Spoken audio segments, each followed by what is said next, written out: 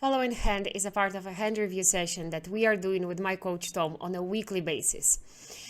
It is on Rake Race channel. I will link it below. You can watch the full version there or join in the live stream every Friday, 11 p.m. Bali time or whatever it is in your time zone.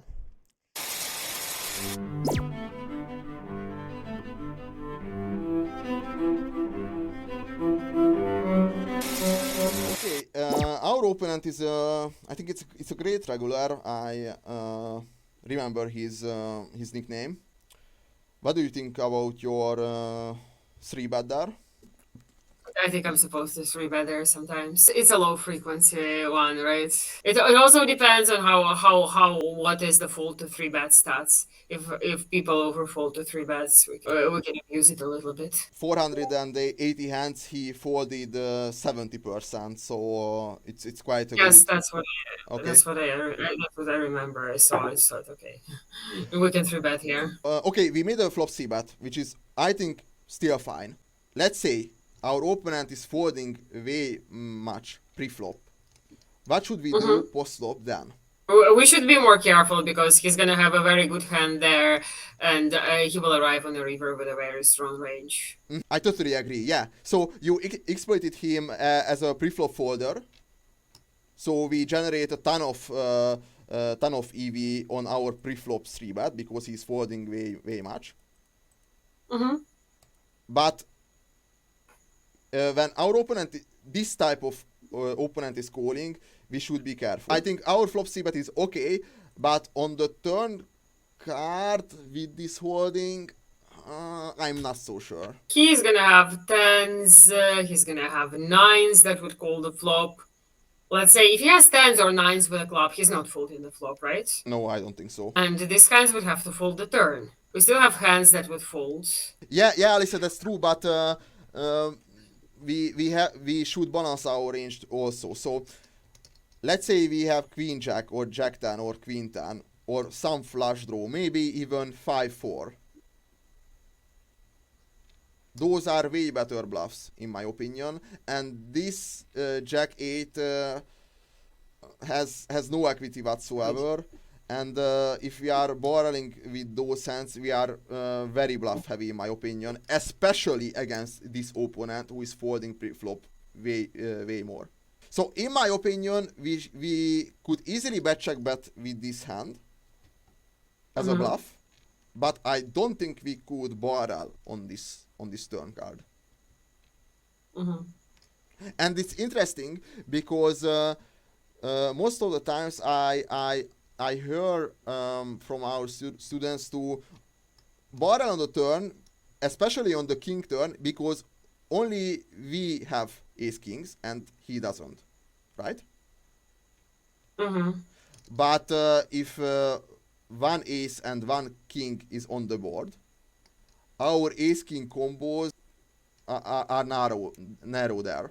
So for example, if the turn is a deuce, we have way more ace kings than on the king turn. So in my opinion, it's not the greatest turn card ever. In my opinion, I think we should check fold on the turn. In my opinion. Okay, but we made the turn barrel, and he called, and the river is a jack, is a 10. Excuse me. And the flush didn't came there. What do you think? There is a slim chance he's gonna arrive there with king x of clubs.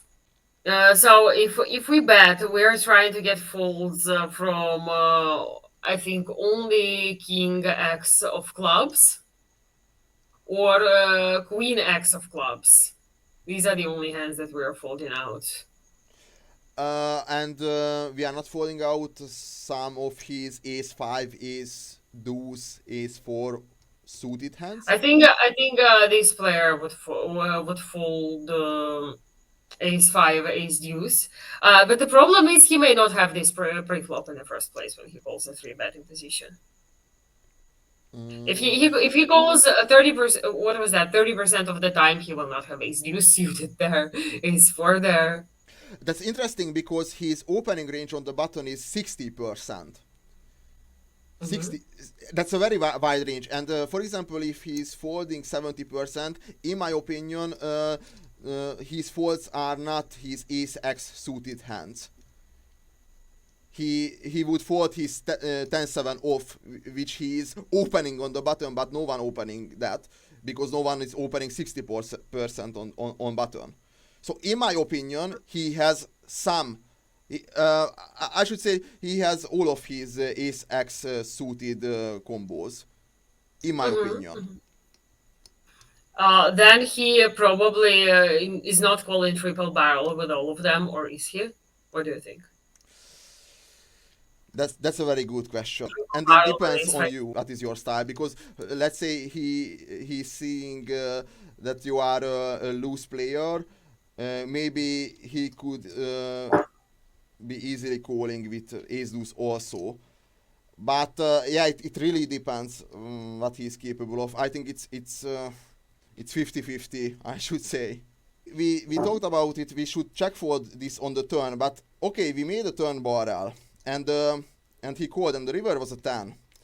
What do you think? We should give up there, or we should? I should have given up.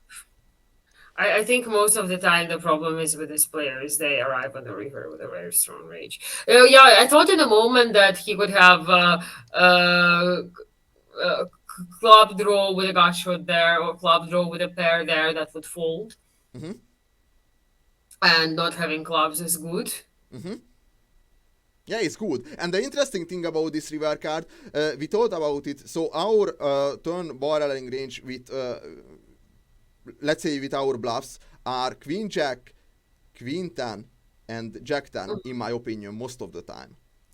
Queen Jack gets there, and Yes. Jack 10 and Queen 10 are not getting there. We made a third pair. It's interesting what should we do with those hands. Maybe we could turn those into the bluff and we could push on the river with those. But if you don't want to push with those type of hands, I think you should bluff with this one, especially on the river 10, Jack or Queen, because some of our bluffs gets there. Yeah, Right. I have more queen jacks than him for sure. He has Yeah. only one combo. I have all four. Yeah, for sure, for sure.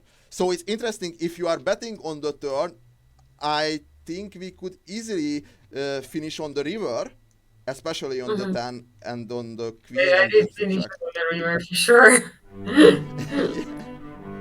but, yeah, but we really want to give up on the turn. So yeah, we pushed on the river and he called with ace queen, and I don't think we fold this hand ever, or he's folding with this hand ever, unfortunately.